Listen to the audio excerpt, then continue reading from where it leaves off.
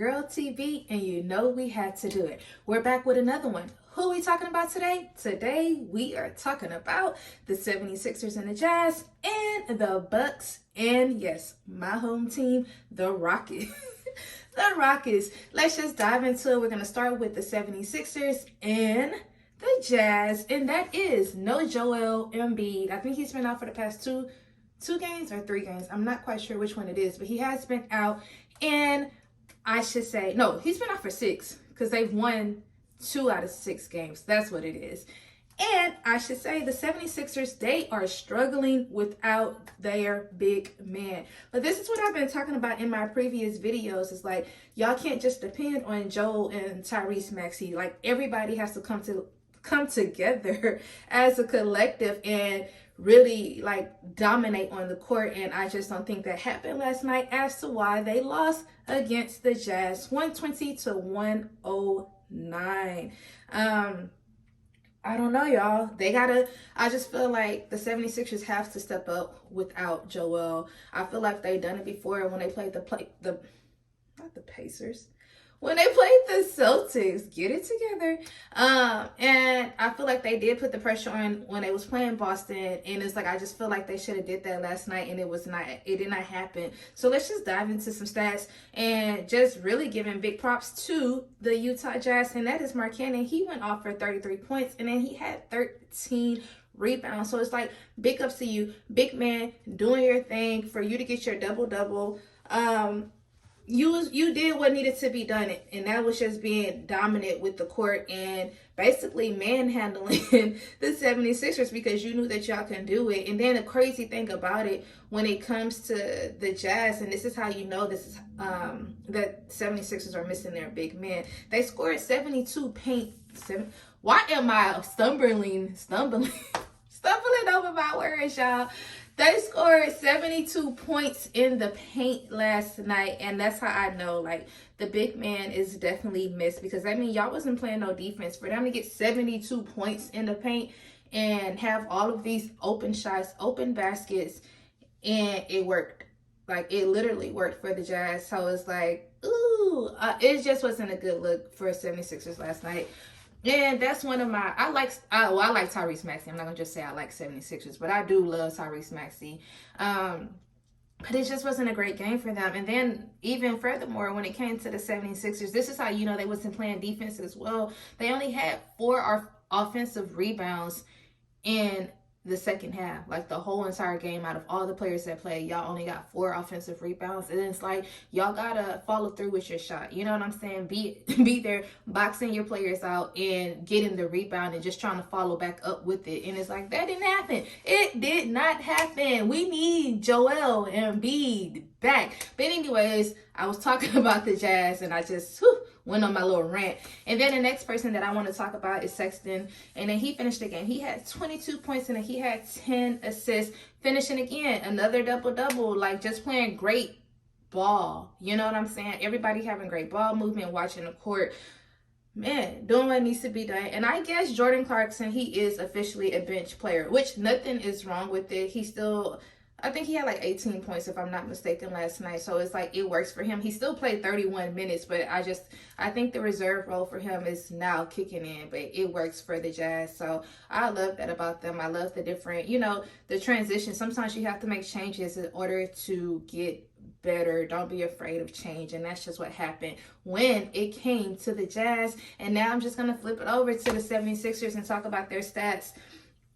I've already talked about most of the game, but the stats I want to talk about is going to be Tyrese Maxey. He ended up finishing, he had 25 points, and then he had 9 assists. So he has to be the leader of the team. Like, I know it's like the dynamic duo is not here right now, but he has to be that other half, and he has to step up. And I feel like he did that last night. And it's just going to get better. This is just like, I feel like a rough patch when it comes to the 76ers.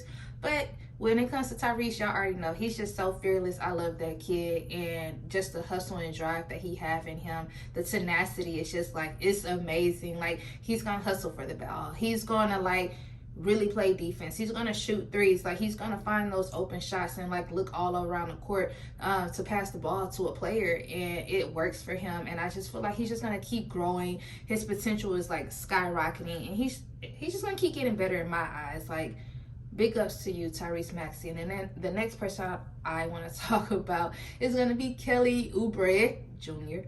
He had 24 points, 4 rebounds, and he had 4 assists last night. Second leading scorer on the team. But like I said, everybody has to step up when it comes to the 76ers, especially when y'all don't have like y'all dominant person. You know, he was averaging like 40 points, 20 rebounds, 10 assists, like triple-double numbers, crazy numbers. And it's like, to lose that is like, y'all got to come together and figure out like, what's the next move? What is our plan? What do we need to come up with? How are we going to play without him?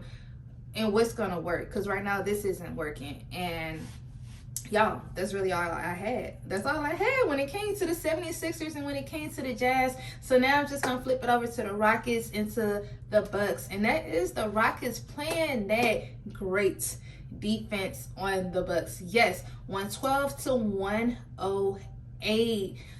What I want to talk about with this game, they were saying, I think it was Jabari Smith, if I'm not mistaken. He was basically just saying, like, we pretty much stopped everybody. Everybody that was playing besides Giannis, obviously. But it's like, even for them to stop Dame and y'all get the win, y'all held Dame that, what do I want to say Dame? Dame Dollar, basically to 18 points, 19 points, and then he had 8 assists. Like, in his shooting was just like a really poor performance. He's missing free throws.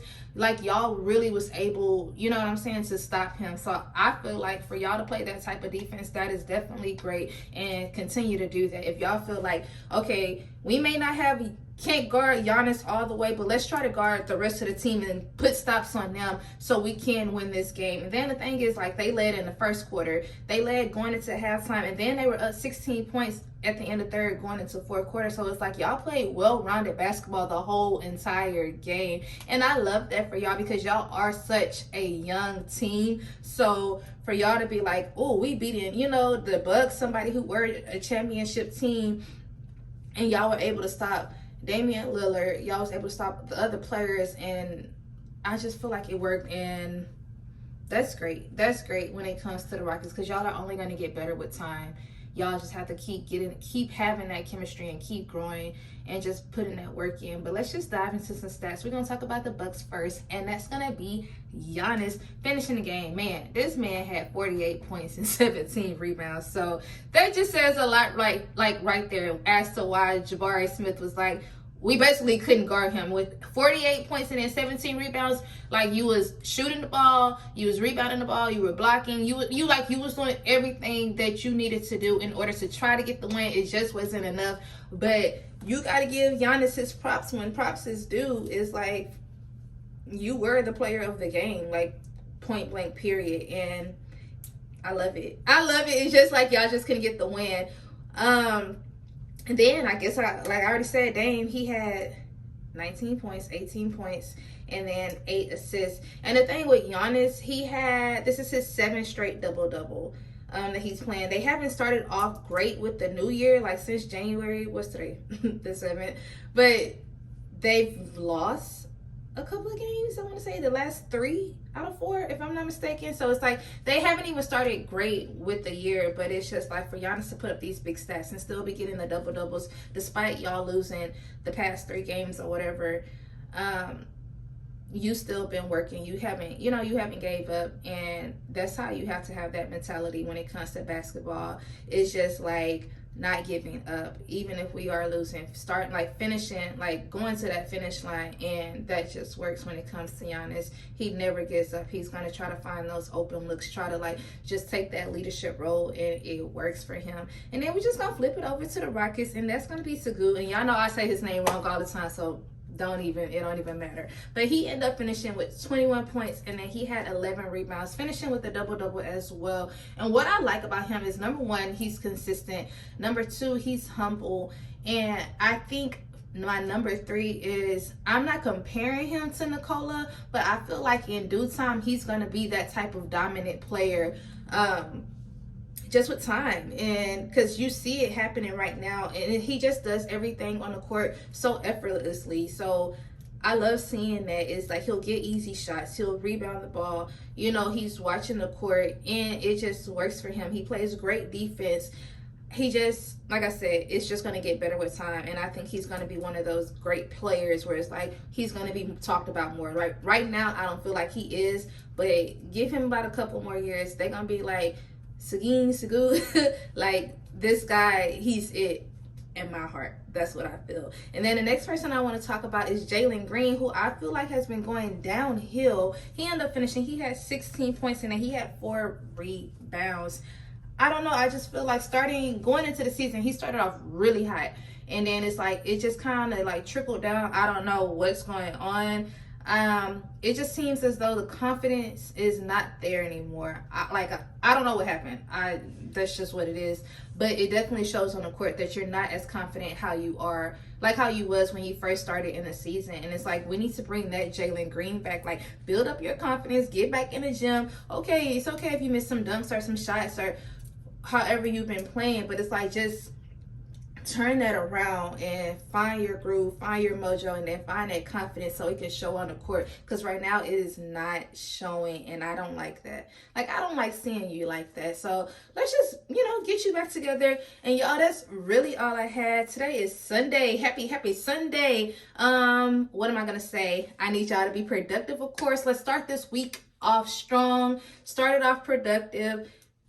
All positive things. I know people are going back to work, people are going back to school, whatever the case may be, but like, let's just start the week with a bang and end it with a bang. Once again, I am TB. Please don't forget to like, comment, and subscribe. And also, don't forget to turn on your notification bell so you all can be alerted when who posts? When I post. Once again, I'm TB. Peace out. Bye.